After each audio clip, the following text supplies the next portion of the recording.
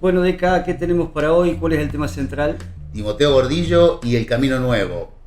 Primera entrega, formación de la empresa Timoteo Gordillo y compañía. Primera parte, perfecto. Y supongo que habrá algún material para recomendar. Obviamente, revista Caminos y Pueblos. Y por otro lado, el Camino de Gordillo en el sudeste provincial. Para la sección fija de las noticias de ayer, ¿tenés algo? Sí, 2 publicaciones del diario de Rosario, El Progreso del año 1860. Bueno, empezamos. Vamos.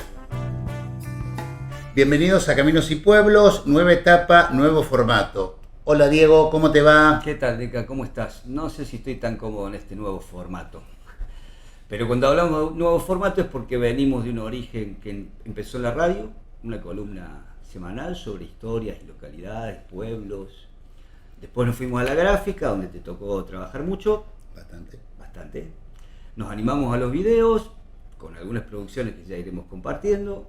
Y ahora llegamos a esta etapa. Nueva.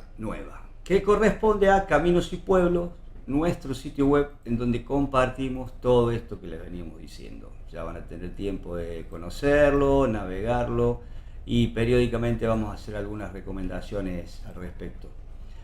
Pero bueno, vamos a los bifes. Presentamos el programa y prometimos un tema central. ¿Cuál es? La primera parte de lo que es la formación de la empresa Timoteo Gordillo y compañía. Timoteo Gordillo y compañía. Siempre me explicaste que para entender un poco más la historia necesito ubicarme geográfica y temporalmente. ¿Empezamos por lo geográfico? Dale, perfecto, dale. Bueno, este es un mapa realizado por Mario Bonavía de General Roca. Lo había hecho para la publicación, para nuestra primer publicación de Caminos y Pueblos. Había superpuesto provincia de Córdoba, sudeste de la provincia de Córdoba y sudoeste de la provincia de Santa Fe. Se trazó en negro el límite interprovincial. Sobre este plano, lo primero que estuvo marcando es en color marrón lo que era el antiguo Camino Real, que en la provincia de Córdoba ingresaba por Cruz Alta, continuaba por Cabeza de Tigre, Lobatón, Saladillo, Barrancas, Sanjón y Fraile Muerto, siempre al sur de lo que es el río Carcarañá y luego el río Tercero o Talamochita.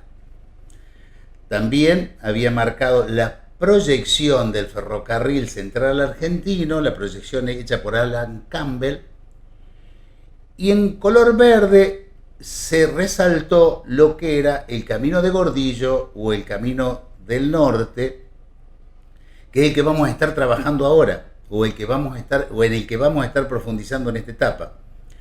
También de la última posta de la provincia de Santa Fe era la posta 3 de febrero, ingresaba a la provincia de Córdoba en la posta Espinillo, actual Marcos Juárez, luego pasábamos por la posta de Los Leones, posta Los Dos Árboles, y acá hay un error, es posta Caseros, a la altura de lo que hoy es Belleville, lo que en la época era Fraile Muerto. Vimos geográficamente, estábamos en el centro del país, pero esta investigación arranca ¿en qué año aproximadamente? Y para ver tema de caminos tenés que irte bastante atrás, por lo menos el trazado del Camino Real, que data del siglo XVII y se usó bastante del siglo XVII y siglo XVIII, pero que para esta época en la que estamos hablando, 1853, 1854, ya estamos hablando del Camino de Postas o luego el Camino de las Mensajerías. Estamos hablando en definitiva del mismo camino, que es un camino alternativo al que vamos a estar charlando ahora, el Camino de Gordillo, y alternativo también es la traza del ferrocarril central argentino, porque con la traza del ferrocarril y el Camino de Gordillo lo que se buscaba era acortar distancias. Se ve claro en el mapa, el camino marrón que indicaste es el camino, el viejo antiguo camino real, porque para esta época, al no depender de la realeza ya, ¿cómo se lo denominaba? Y por eso te digo, Camino de las Mensajerías, Camino de Postas o también Camino del Sur. Bien. Avanti. Bueno, que en este tiempo, en 1854, es el que se usaba. Pero prestemos atención en esto porque después vamos a profundizar. Fíjate la coincidencia en lo que es la posta Espinillo y la posterior Marco Juárez. En realidad, cuando va a pasar el ferrocarril, la estación que ahora es Marco Juárez tomó el nombre de la posta, la estación Espinillo. Similar situación es la de Los Leones, posta de Los Leones, que luego pasa a ser estación Leones, en realidad estación 159 y de ahí nomás enseguida estación Leones.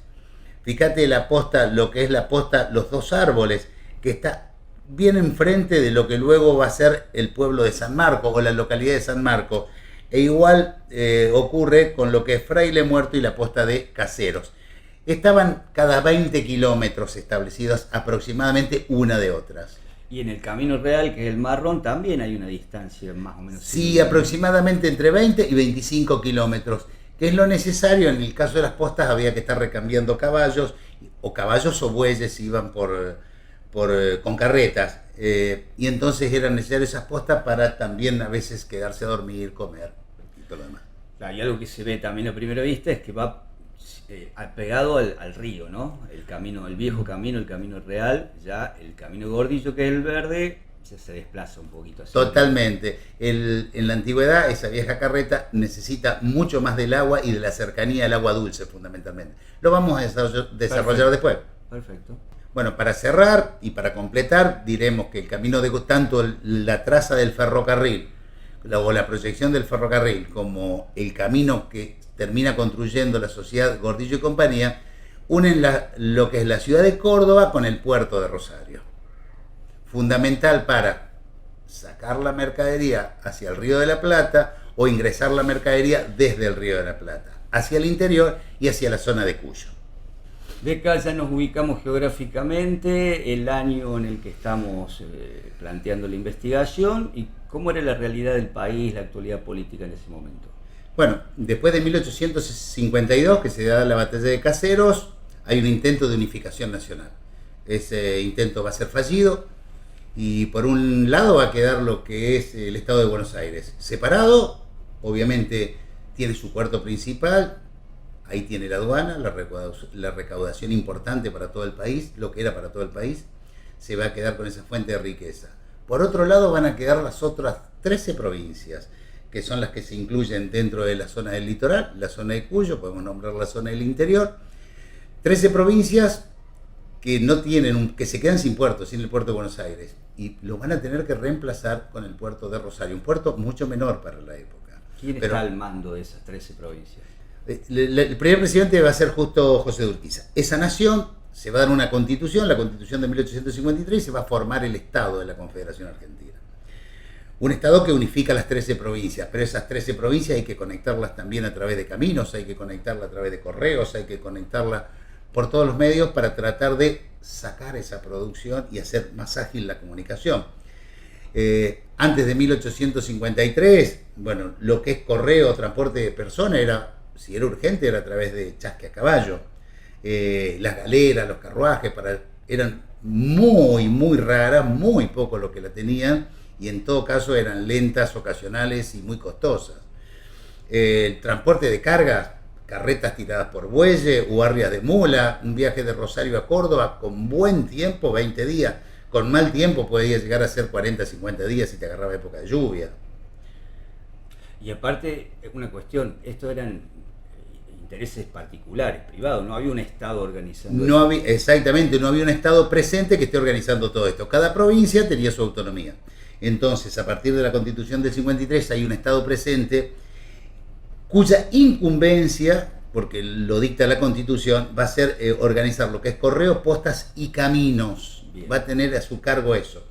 Entonces, es ahí, recordemos, para esa época había un solo camino, que era el que marcamos, ¿te acordás al principio? Que era que era el camino que está marcado en línea en color marrón. Exacto. Que era el antiguo camino real, que ahora pasa a ser el camino de la mensajería o camino de las postas. Pero, bueno, se van a proponer otras opciones. La urgencia de acortar los tiempos y de comunicar va a llamar la atención enseguida, o va a tratar de hacerse el de la época, el más ambicioso era el ferrocarril. Ya en Chile se estaba haciendo un ferrocarril, se estaba avanzando, y bueno, todo el mundo, en Europa hacía rato obviamente, todo el mundo quería disponer de un ferrocarril. Imagínate, con un ferrocarril de Rosario a Córdoba lo unís en 12 o 14 horas. Ese era el plan de Máxima. Después teníamos otras opciones de reconstruir los caminos de tierra, caminos carreteros, poner algunos puentes y bueno, cambiar carruajes, esas viejas carretas por carros de 4 ruedas, por ejemplo, y hacer más ágil el trayecto.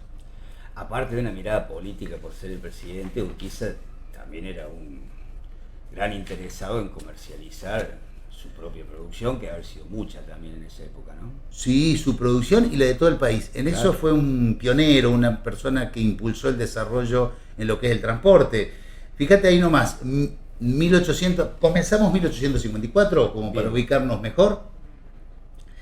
En enero se presenta Aarón Castellanos con un proyecto para hacer el ferrocarril de Rosario a Córdoba. Aarón Castellanos, de origen salteño, había estado en Europa y regresa a nuestro país para hacer esta propuesta. Y ya en febrero, el gobierno de la Confederación Argentina envía a Buchenthal como representante del gobierno de la nación a entrevistarse con Wilray, que tenía a cargo el ferrocarril en Chile. Uno de los ingenieros a cargo de Wilray, que era Alan Campbell, va a ser el que luego va a ser enviado a la Confederación Argentina para trazar ese proyecto del ferrocarril. Pero era tanta la urgencia que no se podía esperar a que el ferrocarril cuaje, digamos, o esa propuesta esté desarrollándose. Era mucho el tiempo que se iba a necesitar. Entonces, en junio, y viendo la urgencia o la urgente necesidad de la Confederación de generar nuevas comunicaciones, hay un decreto reglamentando el servicio de mensajerías. Y se lo contrata a Rusiñol y Filiol, dos empresarios que eran porteños, y van a estar instalando las mensajerías argentinas o las mensajerías nacionales, cuya casa central va a estar en Rosario, y va a estar utilizando, obviamente, el único camino que había, que era el Camino Viejo, o el Camino del Sur, o el Camino de Postas, o el antiguo Camino Real, el camino que aquí está marcado en color marrón nuevamente. Pero en septiembre del mismo año, un par de meses después, ya viaja Campbell hacia la Confederación Argentina y presenta un presupuesto, un estudio preliminar para hacer el camino de Rosario a Córdoba, para el estudio del ferrocarril estoy hablando, ¿no? Para que se entienda mejor. Presenta el proyecto para realizar el estudio. Exactamente. 1854 me dijiste, todavía no escuché el nombre Gordillo.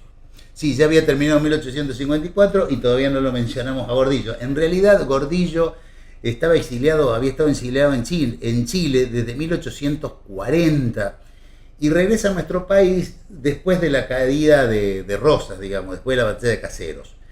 Pero en ese tiempo que estuvo exiliado en Chile, era un riojano de origen, había adquirido mucha experiencia en lo que es tropas de carro, en lo que es carruajes para transporte de personas, en lo que es abastecer de reses al mercado chileno, cruzando la cordillera varias veces, 2 veces por año, según sus memorias.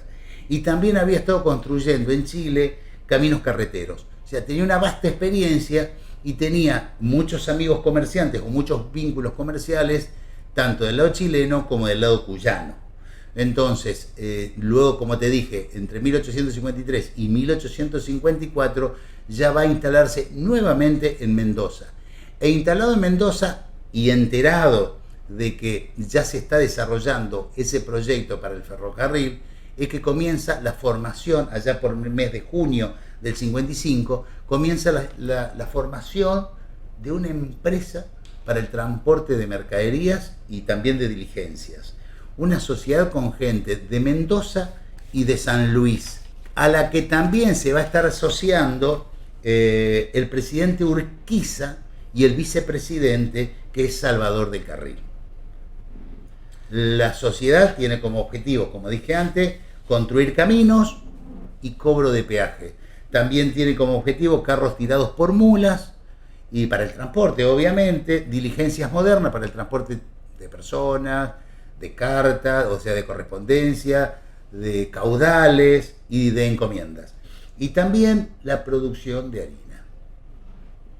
Esa primera sociedad en la que participa Urquiza en carácter privado, no como representante de la nación. Sí, totalmente privado, pero una vez confirmada. Bueno, ahí está de los dos lados del mostrador, digamos, ¿no? Sí, sí, está claro, está del lado del mostrador. Recordemos que ya se ve asociado el presidente y el vicepresidente. O sea, corre con el caballo del comisario ya para esa época. Y también para fin del 55 había logrado algunos beneficios para la empresa, que luego lo vamos a estar viendo también. Con la sociedad armada, con el dinero ya en su mano y con algunos beneficios para la empresa, en enero del 56 sale rumbo a Estados Unidos. Arrancamos esta investigación a partir del 53 y llegamos a ¿qué mes del 55? A fin del 55. A fin del 55.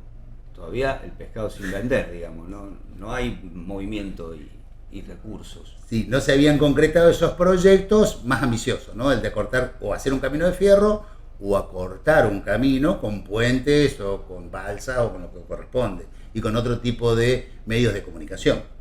Mientras tanto, en el camino, el que era el camino real, seguía esta empresa que ya mencionaste funcionando. Perfecto, seguía, ya había un adelanto en ese sentido. Y ya para esa época, lo que es fin del 55, principio del 56, esa empresa de mensajerías de Rusiñol y Filiol ya hacían la carrera en galera entre Rosario y Córdoba, entre Rosario y Mendoza o Rosario en Santa Fe. Obviamente, como dije, por el Camino del Sur, el Camino de Postas, y también era subvencionado por el Estado. El Estado intervenía pagando un subsidio para que le lleven la correspondencia y todo lo demás. El transporte de carga seguía en particulares, seguía fundamentalmente los carreros, que tenían tropas de carretas tiradas por bueyes, o también lo que eran las arrias de mula, que cargaban unos 150 kilos cada mula. Y si no, y también no solamente cargaban mercaderías, también a veces cargaban personas. Imagínate un viaje por ejemplo, de Mendoza a Rosario, viniendo arriba de una mula, medio incómodo, viniendo atrás de una carreta tantos días. Por eso la comunicación había que acelerarla. Sí, supongo que tampoco debe haber sido algo tan accesible en esa época, quienes se podían mover de un lugar a otro. Eran muy pocos, claro. Era muy poca gente la que en ese momento se trasladaba. Por eso era necesario también una mayor comunicación para acelerar los negocios. Imagínate, si te voy a vender algo y me tarda 2 meses en ir de Rosario a Córdoba, 1 mes y medio, y después me tenés que traer la respuesta, otro mes y medio para concretar el negocio, bueno, se nos complicaba y no había recaudación para el Estado tampoco. Bueno, pero eso es importante porque el Estado subvencionaba la mensajería, ¿no? Que es un poco la comunicación entre las provincias. ¿Esperar la respuesta también era 2 meses? No, porque las mensajerías hacían el recorrido de Rosario a Córdoba en 4 días. Perfecto. El chasqui o algo más rápido. Claro, era más rápido. El chasqui ya en este momento sí era alguna urgencia del Estado. Pero la mensajería esa que ya tenía salida regular y horario establecido, y que por ejemplo en el caso de Rosario a Córdoba salía 2 veces al mes, una vez cada 15 días, ya te daba una certeza, ya te daba una seguridad, y ya te había acelerado esos tiempos que antes del 53 estaban muy demorados o muy alejados, digamos. Claro. Decíamos que la cuestión de moverse a través de los caminos era para muy poca gente y que no era accesible para todo el mundo, pero dame una idea de qué cantidad de población había en esta zona. Bueno, ese dato está bueno para completar la información. Mira, si hablamos de la provincia de Córdoba, tenés que hablar de que aproximadamente había 150.000 habitantes. Si hablamos de la ciudad de Córdoba, aproximadamente 20.000 habitantes. Y la ciudad de Rosario, para esa época, aproximadamente 8.000 habitantes. Te darás cuenta que los números son muy diferentes a los actuales, ¿no? Sí, me llama la atención. Yo imaginé que Rosario iba a tener mayor cantidad de habitantes, pero recién se estaba desarrollando. Eso también marca de dejar de empezar a ser el puerto, ¿no? De empezar a ser el lugar. Y el gran impulso se lo da el puerto y la comercialización que va a empezar a pasar por ese puerto. Claro. Bueno, ahí estamos entonces, que en enero se había juntado todo el dinero y en enero Timoteo Gordillo ya viaja a Estados Unidos con los capitales necesarios, capitales nacionales, para concretar ese negocio que estaba en manos, que era comprar carros, comprar diligencias, comprar molinos harineros y también herramientas para la labranza de la tierra. Vuelve en septiembre de 1856, regresa a Rosario, pero se encuentra con un inconveniente. Viene con 3 barcos cargados y falta pagar el flete desde Buenos Aires hacia lo que es el puerto de Rosario. Ese flete no estaba cubierto. Cuando se lo reclama a la sociedad, la sociedad dice que no tiene más dinero. Muchos de los trabajos que había encargado que se hagan en la barraca o en parte del camino no se habían realizado, y esa sociedad entra en crisis por falta de dinero, por falta de apoyo y por falta de compromisos. Mientras tanto, lo que es el proyecto del ferrocarril tampoco se concretaba, porque no era fácil conseguir financiación ni en el interior del país, de la Confederación, ni en el exterior. Fundamentalmente estamos hablando de Europa para lo que es la época, ¿no? Y montos mucho más elevados, ¿no? Totalmente, son otros montos. Y así llegamos a junio de 1857. Por un lado, el proyecto del ferrocarril sin financiación. Por otro lado, la sociedad Gordillo y Compañía, con sus socios cuyanos, totalmente en crisis. Hay que dar una solución, una urgente necesidad de agilizar lo que es el transporte y la comunicación. Y ahí es donde va a decidir justo José de Urquiza, el presidente de la Nación, jugar fuerte. Recordemos que era socio de la firma Gordillo y Compañía. Claro. Y recordemos que esa sociedad está en crisis y que el proyecto principal del ferrocarril no se logra desarrollar. Entonces, ¿qué hace el presidente? Lo llama a Gordillo, se junta con Gordillo, le propone a Timoteo Gordillo que le devuelva el dinero a sus socios cuyanos y que van a estar armando una nueva sociedad. Timoteo Gordillo, él, justo José de Urquiza, su vicepresidente, José Salvador María del Carril, y el general Benjamín Virasoro. Los cuatro van a formar ahora la nueva sociedad que se va a llamar Timoteo Gordillo y Compañía.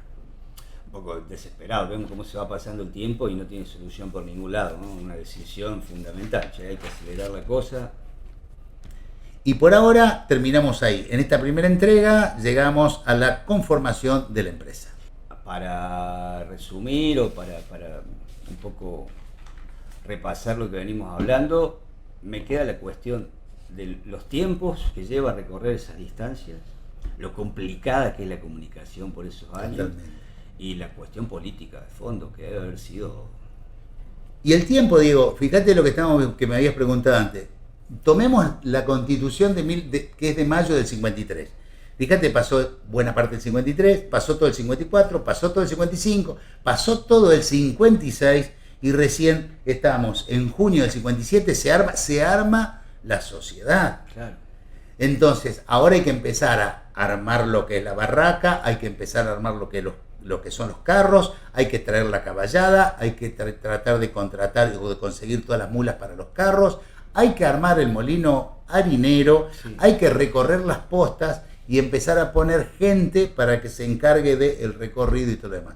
Todavía falta mucho por armar, todavía falta mucho para que esa empresa empiece a funcionar realmente. Lo veremos en la próxima entrega. Perfecto.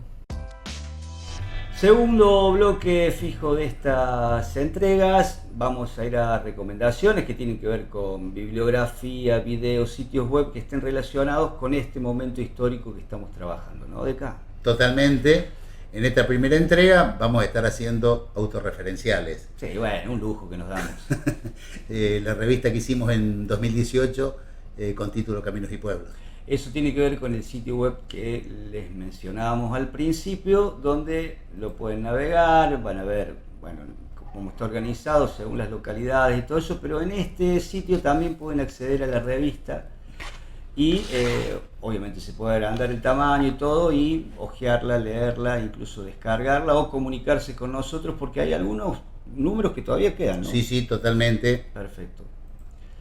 En este caso, contanos un poquito de qué venía la idea, que esto es el origen un poco de Caminos y Pueblo que somos hoy, ¿no? Sí, el origen es estar contando la historia, esas historias que están encadenadas, o sea, todas las localidades que conocemos en el sudeste de Santa Fe o y el sudeste de Córdoba en este trayecto que estamos analizando acá, desde Cañada de Gómez hasta lo que es Belvir, tienen un origen similar y encadenados, que es la construcción del ferrocarril central argentino específicamente. Entonces tomamos líneas de ferrocarril, no es la única revista que hicimos, vamos a estar presentando otras en otro momento. Pero bueno, buscamos un historiador de cada localidad o alguien que le interese la historia de esa localidad y tratamos de que cada uno vaya contando la historia suya, la historia propia, y no que seamos nosotros los que vamos de afuera y contamos esa historia. Claro. Así, hay un coordinador de toda la revista y hay algunos artículos, como por ejemplo Los Caminos de Nuestra Región, donde habla también sobre el Camino de Gordillo, que lo había hecho Mario Bonavía, y una introducción al modelo agroexportador, que lo había escrito yo, y después cada uno de los historiadores, como dije, de cada localidad, fue desarrollando su historia. La importancia que le damos a las voces propias, ¿no? Que alguien de ahí cuente su propia historia. Sí, sí, somos los que creemos en el trabajo colaborativo y los que creemos que la historia no la puede hacer una sola persona y que una sola persona no es la que sabe todo, y entre todos sabremos un poco más y podremos llegar bastante más allá y a mayor cantidad de gente. El objetivo era no hacer el gran libro de historia, sino generar contenidos que sean útiles a las escuelas, Exacto. útiles a las escuelas de nuestras localidades. Sí, mientras un poco la vamos hojeando, recordemos que esto se hace con el apoyo de los municipios y que uno de los destinatarios principales fueron las escuelas, ¿no? Estamos contentos de que haya llegado todo este material a las escuelas primarias, secundarias, en fin. El objetivo se cumplió por ese lado. Se puede profundizar con esto que venimos charlando porque básicamente, como vieron en el mapita, cada una de estas localidades está ligado al Camino de Gordillo y al ferrocarril, entonces se puede buscar más información. Sí, vamos a seguir profundizando, ojalá que nos vaya bien y que podamos seguir en esto también. Claro. Otra de las cosas que trabajamos en el bloque anterior es ese mapa de Mario Bonavía, quien mencionabas que participó. Exacto. Y él, su investigación también la desarrolló por otro lado, ¿no? Por su cuenta, digamos. En este libro que está titulado El Camino de Gordillo en el sudeste provincial. Claro. Ahí tenemos un poco, algunas breves palabras sobre el trabajo de Mario, algunas fotitos como para que se vea de qué se trata simplemente. Es un material difícil de conseguir, casi todo lo que vamos a nombrar, porque son materiales históricos que no son tan accesibles, pero puntualmente sabemos que hay copias en el Museo de General Roca, Emilio Bursi. el Museo de Emilio Bursi. O sea que algún interesado puede contactarse con la Municipalidad de General Roca, Córdoba. Sí, todo este material regional es difícil de conseguir, porque las ediciones son limitadas. No tenemos librerías que estén distribuyendo, que estén interesados obviamente en distribuir. Todo se hace pulmón, todo se hace dentro de la localidad. Y nos pareció por eso interesante salirnos de nuestra localidad y englobar a varias, a ver si podemos llegar a mayor público. De cada parte final del programa, las pastillitas nuestras que tienen que ver con las noticias del ayer, ¿no es cierto? Perfecto. Me parece que un poco la idea es ver en los diarios de la época cómo nos pinta la sociedad de ese momento. Sí. En este caso puntual, ¿qué año, qué diario? Y estamos hablando del diario de Rosario, El Progreso. Claro. En este caso es la fecha del 19 de marzo de 1860, los dos artículos que vamos a leer, o las dos publicaciones que vamos a leer. Vamos con la primera nomás. Vamos con la primera, titulada, la voy a leer desde acá el celular, Sí. titulada Otra denuncia. Días pasados hicimos presente a la policía la necesidad de mandar cegar o poner brocales a muchos pozos de balde que existen por la ciudad, y aún en el centro si se quiere.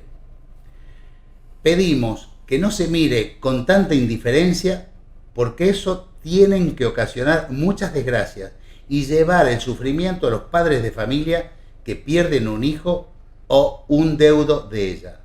Volvemos sobre este asunto porque el viernes ha debido ser víctima otra infeliz criatura. Impresionante la noticia desde muchos puntos. El brocal es lo que se levanta desde el piso para arriba para que ese pozo de agua no sea una trampa mortal para una criatura o para un animal.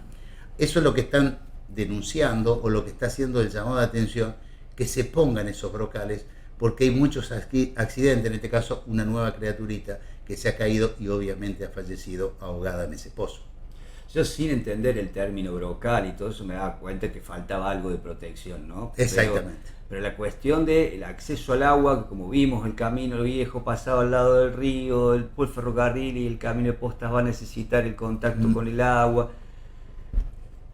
La preocupación para esta gente de ese momento es convivir con el peligro y lo que significaban esos pozos de agua también, ¿no? En todo sentido, convivir con el peligro permanente de todo, sí, y de muchas enfermedades. Bueno, pero en este caso estamos hablando del pozo Claro. de agua.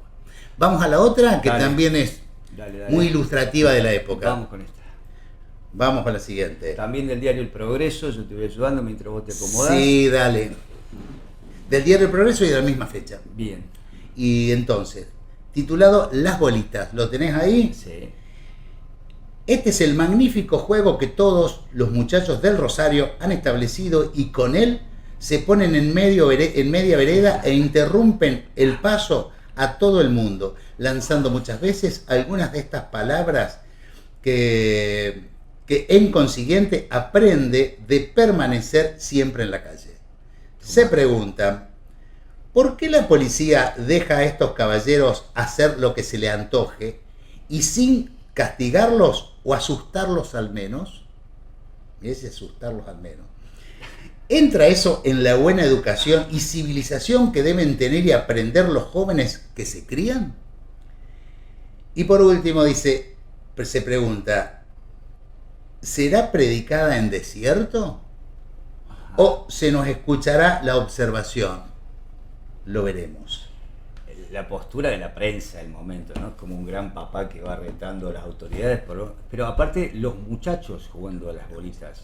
El término muchachos no va al niño, me parece que es... Y un juego que perdura. Las bolitas, o sea, lo van a entender las nuevas generaciones. Los que nos están mirando van a saber de qué están hablando. Acá no hay tanto que explicar, ¿no? Es decir, la bolita, Sí, que ha perdurado sí, tantos sí, sí. años. Sí. Un juego tan simple. Sí. Bueno, me parece que es un poco lo que decíamos. Este tipo de cosas nos muestra cómo era la sociedad y cómo se reflejaban los medios por la época. Me parecen unas pastillas sensacionales. Bueno, la idea es hacer estos aportes, ¿no? Estos Sí. aportes para una mejor comprensión de la sociedad en la que estamos trabajando, o la que estamos estudiando, o la que estamos analizando. Esto, a la verdad que es un trabajo maravilloso, se lo tenemos que agradecer. Bueno, vamos a poner bien el sitio web, lo vamos a navegar ahí un poquito para que se vea. Es la bibliotecaargentina.gov.ar, prensa histórica, un trabajo que se hace de Rosario para rescatar todos estos diarios de la época, que con la letra que veían antes todos, la lees de punta a punta. Para nosotros, que nos gusta la historia, el que tiene que estar investigando, tener estos diarios digitalizados es un aporte fantástico. Porque vos imaginate, desde el interior tenernos que estar trasladando allá, Claro. lo que es gasto, lo que es tiempo. Vos en tu casa con la computadora te metés, te investigás sobre el tema que querés y ves qué decían los diarios en ese momento. Me parece una herramienta fundamental. Sí, yo en Córdoba, en una búsqueda rápida que hice respecto de lo que aparecieron estos, no encontré otros diarios digitalizados que sean accesibles a cualquiera. Me No. parece muy importante el trabajo que se hizo. Córdoba es una tarea que se debe y muchos de los diarios ya están desaparecidos. Claro. Deca, primer programa. Espero que haya sido del agrado de ustedes. Yo la pasé bien, Sí, espero que la yo gente también. que nos tenga paciencia. Ya Bien. vamos a ir viendo un poquito más de qué se trata Caminos y Pueblo. Y haciendo lo que nos gusta. En principio, en próxima entrega, continuamos ya con el camino de Gordillo, ya sabemos cómo se formó la empresa y entraremos en otros detalles. En el desarrollo de la empresa, por dónde pasaba. Síganos en este canal triplemedia.tv, suscríbanse, así les llegan las notificaciones para cuando subimos cada una de estas entregas. Creo que va a ser una cuestión semanal, vamos a ver cómo venimos. Gracias, Eka. Chau, chau, gracias a vos.